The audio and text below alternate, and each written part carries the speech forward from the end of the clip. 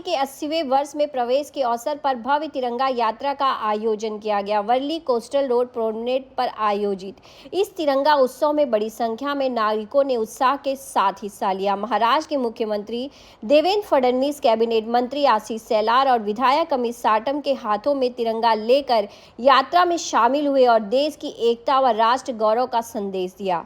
इस दौरान मुख्यमंत्री देवेंद्र फडणवीस ने कहा कि तिरंगा देश के वीर क्रांतिकारियों और जवानों के बलिदान का प्रतीक है।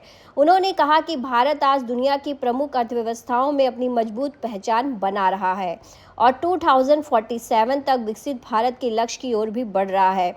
वहीं अमित साटम ने कहा कि भारत अपनी आज़ादी के 80वें वर्ष में प्रवेश कर रहा है और तिरंगा उत्सव देश की उपलब्धियों और भविष्य के संकल्प का प्रतीक है। देवेंद्रजींचा या ठिकाणी स्वागत करायचे। भारत माता की। मी या ठिकाणी आपल्या सर्वांचे लाडके मुख्यमंत्री देवाभाऊ यांना विनंती करतो की त्यांनी तमाम मुंबईकरांना महाराज प्रौढ प्रताप पुरंदर क्षत्रिय कुलावतंस सिंहासनाधीश्वर मुघल संहारक भोसले कुलदीपक राजाधिराज छत्रपती शिवाजी महाराज की। छत्रपती शिवाजी महाराज की जय। जय भवानी। जय शिवाजी। जय शिवाजी। जय भवानी।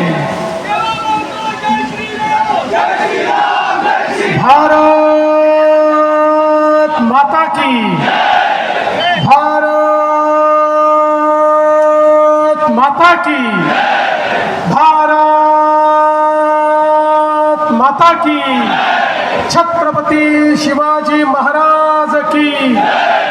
धर्मवीर छत्रपती संभाजी महाराज की जय। भवानी। जय भवानी। जय जय जय जय जय भवानी। जय जय जय जय जय शिवाजी। वंदे वंदे वंदे वंदे वंदे भारत माता की। हिंदवी स्वराज्याचे सरसंस्थापक छत्रपती शिवरायांना मानाचा मुजरा करतो। भारतीय राज्यघटनेचे शिल्पकार भारतरत्न डॉक्टर बाबासाहेब आंबेडकर यांना मानवंदना अर्पित करतो। आज या ठिकाणी उपस्थित आपले महाराष्ट्राचे अध्यक्ष रवींद्र चव्हाणजी, मुंबईचे आपले अध्यक्ष अमित साटमजी, सन्माननीय मंत्री मंगलप्रभात लोढाजी, मुंबईच्या सन्माननीय महापौर रितू तावडे या ठिकाणी उपस्थित, सन्माननीय आपले मला दिसले नाही, माझं लक्ष नव्हतं, माननीय मंत्री महोदय आशीष शेलारजी, माननीय आपले विधानसभेचे अध्यक्ष राहुल नार्वेकरजी, मंचावरील सर्व सन्माननीय आमदार पदाधिकारी आणि उपस्थित माझ्या सर्व युवा भारतीय देशभक्त भगिनी आणि बंधूंनो, आज खरं म्हणजे मला दोन सागर दिसतायत. एक आपला हिंद महासागर समोर दिसतोय आणि दुसरीकडे तिरंग्याचा महासागर मला या ठिकाणी पाहायला मिळतोय. ज्या तिरंग्याकरता आमच्या क्रांतिकारकांनी फाशीच्या ठिकाणी झेलली, ज्या तिरंग्याकरता आमच्या सैनिकांनी सीमेवर मरण पत्करलं, ज्या तिरंग्याकरता आमच्या तमाम भारतवासियांनी एक संघर्ष केला आणि 15 ऑगस्ट 1947 ला मध्यरात्री जो तिरंगा वर गेला, आता जोपर्यंत चंद्र आणि सूर्य आहे तोपर्यंत हा तिरंगा खाली येणार नाही. आज देशाचे प्रधानमंत्री माननीय नरेंद्र मोदीजी यांच्या नेतृत्वामध्ये भारत जगातली चौथी सर्वात मोठी आर्थिक महासत्ता बनलेला आहे. सातत्याने भारत प्रगती करतोय. आज वेगवेगळ्या क्षेत्रात जे कोणाला जमलं नाही ते भारताने करून दाखवलं. चंद्राच्या दक्षिण ध्रुवावर जगातला कुठलाच देश आपलं अंतरिक्ष यान उतरवू शकला नाही. ते उतरवण्याचं काम या भारताच्या वैज्ञानिकांनी करून दाखवलं. अमेरिकेनंतर अंतराळामध्ये पहिल्यांदा प्रायव्हेट कंपनीच्या माध्यमातून अंतराळ यान सोडणारा देश आपला भारत देश झाला.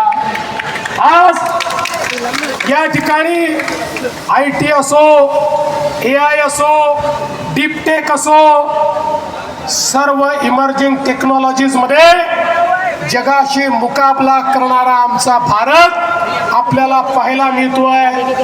जगातली दुसऱ्या क्रमांकाची सगळ्यात मोठी स्टार्टअप इकोसिस्टीम म्हणून गेल्या 7-8 वर्षात हाच भारत जगासमोर उभा राहिलेला आहे. आणि एक प्रचंड मोठी शक्ती, युवा शक्ती, जगामध्ये सर्वाधिक युवा असलेला देश हा आमचा भारत देश झालेला आहे. आणि म्हणून बंधू भगिनींनो, आता या भारताला कोणी थांबवू शकत नाही. हे खरंय, काही शक्ती भारताला थांबवायचा प्रयत्न करतायत. काही परकीय शक्ती देखील हा प्रयत्न करतायत की भारताची घोडदौड थांबली पाहिजे. त्यांना भीती वाटते भारत असाच पुढे जात राहिला तर एक दिवस जगातली सर्वात मोठी महासत्ता आपला भारत देश होईल.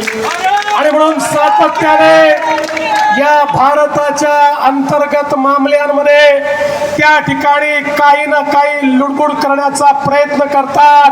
पण त्यांनाही मी सांगू इच्छितो, ही तिरंगा घेऊन या ठिकाणी बाहेर पडलेली तरुणाई आहे, यांना थांबवण्याची ताकद तुमच्यामध्ये नाही. या भारताला थांबवण्याची ताकद तुमच्यामध्ये नाही.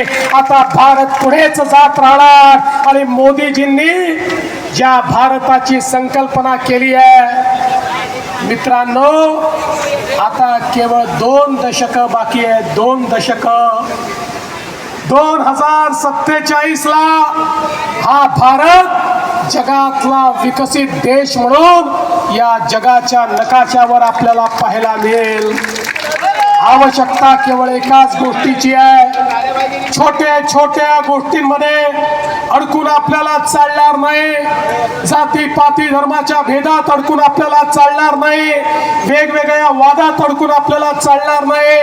आपल्याला एकच दृष्टिकोन घ्यावा लागेल. आपल्याला एकच मंत्र घ्यावा लागेल. आम्ही एक साथ चलो, आम्ही एकत्रित चलो, कदम से कदम मिलाकर चलेंगे, तिरंगा हाथ में लेकर चलेंगे, तिरंगे की आन बान और शान के लिए एक साथ जिएंगे और एक साथ मरेंगे. अशा प्रकारचा विचार घेऊन जर आपण पुढे गेलो तो माँ कसम भारत को कोई रोक नहीं सकता. भारत को रोकने की ताकत किसी की नहीं है. आणि म्हणून मी तुम्हाला एवढं सांगण्याकरता आलो आहे, आज जरी तिरंगा यात्रा आपण काढत असलो तरी तिरंगा आमच्या मनामध्ये आहे. तिरंग्याचा सन्मान आमच्या मनामध्ये आहे. या भारताचं संविधान आमच्या मनामध्ये आहे. या भारताचा स्वाभिमान तो आमच्या मनामध्ये आहे. हा स्वाभिमान या ठिकाणी सातत्याने जागृत ठेवून आणि नवभारताची जी संकल्पना मोदीजींनी मांडली आहे, तो नवभारत तयार करण्याची जबाबदारी आता तुमची सगळ्यांची आपली आहे. ही जबाबदारी येत्या काळामध्ये आपण पार पाडू. आणि जबाबदारी जर आपण पार पाडली तरच हा तिरंगा हाती घेण्याला काही ना काही अर्थ आहे. तरच तिरंगा हाती घेण्याची या ठिकाणी खऱ्या अर्थानं आपली क्षमता आहे. मी पुन्हा एकदा 15 ऑगस्टला येणाऱ्या भारतीय स्वातंत्र्य दिनाच्या आपल्याला शुभेच्छा देतो. 9 ऑगस्टला क्रांती दिन होता. क्रांती दिनापासून तिरंगा यात्रा आपण सुरू केली आहे. पुढची क्रांती 9 ऑगस्ट 1942 ची क्रांती ही करो या मरोची क्रांती होती. 1942 ची क्रांती ही भारत छोडोची होती. आताची क्रांती ही करो या मरोची आहे, पण ती विकसित भारत तयार करण्याकरता करो या मरोची आहे. आताची क्रांती ही या भारत विरोधी शक्तींना भारत छोडो म्हणण्याची क्रांती आहे. आताची क्रांती तुमच्या आणि आमच्या जीवनामध्ये परिवर्तन घडवण्याकरता आपल्याला एकत्रितपणे करायची क्रांती आहे. आणि म्हणून आपल्या सर्वांना मी या ठिकाणी मनापासून शुभेच्छा देतो. आणि आपल्या माध्यमातून उद्याचा भारत हा एक मजबूत भारत, एक स्वाभिमानी भारत आपण घडवून दाखवू. आणि या स्वाभिमानी भारतामध्ये जसा तिरंगा सगळ्यात वर राहील, तसा माझा महाराष्ट्र, शिवरायांचा महाराष्ट्र देखील सगळ्यात समोर पहिल्या रांगेमध्ये आपल्याला दिसेल, हा विश्वास आपल्या सर्वांना देतो. आणि माझं बोलणं संपवतो. धन्यवाद. जय हिंद, जय महाराष्ट्र, जय भारत, भारत माता की. धन्यवाद. मुंबई में एक भव्य तिरंगा यात्रा, ऐतिहासिक तिरंगा यात्रा करके निकाला गया, जिसमें मुंबई के यूथ शामिल हुए. जैसे कि आप देख ही सकते हो कि हमारे सीएम देवेंद्र फडणवीस जी ने कहा कि यहाँ पे दो समुद्र हैं, एक हिंदी महासागर और दूसरा जो यहाँ पे तिरंगा का आपको समुद्र दिखाई दे रहा है, विशाल समुद्र दिखाई दे रहा है वो. तो आज का उद्देश्य था, आज का और एक क्लियर कट मैसेज है, जो भी एंटी सोशल एलिमेंट या जो अपने भारत विरोधी लोग हैं जो प्रोपेगेंडा फैलाना चाहते हैं उनको, कि भारत का जो भी यूथ है वो एक पेट्रोटिक है और वो हमारे प्राइम मिनिस्टर नरेंद्र मोदी जी के साथ है, उनके विचारधारा के साथ है. और भारतीय जनता पार्टी एक ऐसी पार्टी है जिन्होंने कहा था श्यामा प्रसाद मुखर्जी ने कि जहाँ हुए बलिदान मुखर्जी, एक जो हम नारा कह रहे हैं, जहाँ हुए बलिदान मुखर्जी वो कश्मीर हमारा है और हमारा ही रहेगा.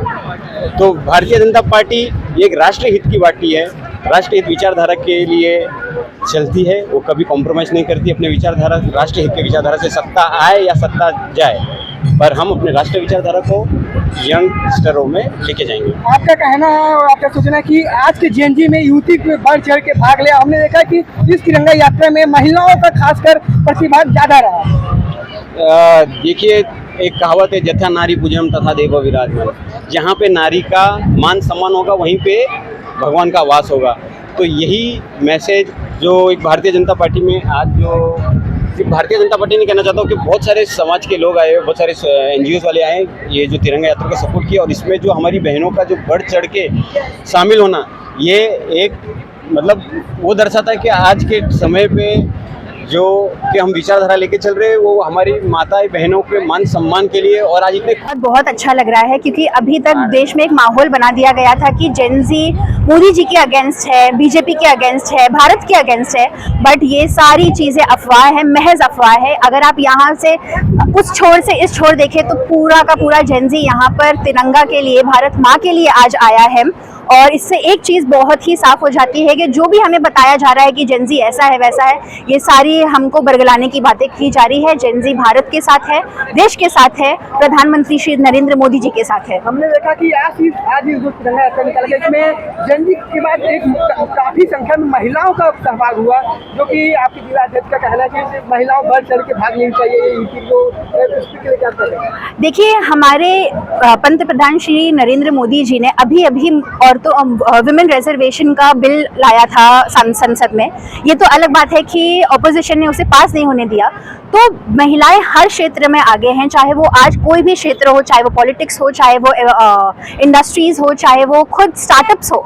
तो यहाँ पर भी हम तिरंगा रैली में इसीलिए हम महिलाओं का इतना पुरजोर तरीके से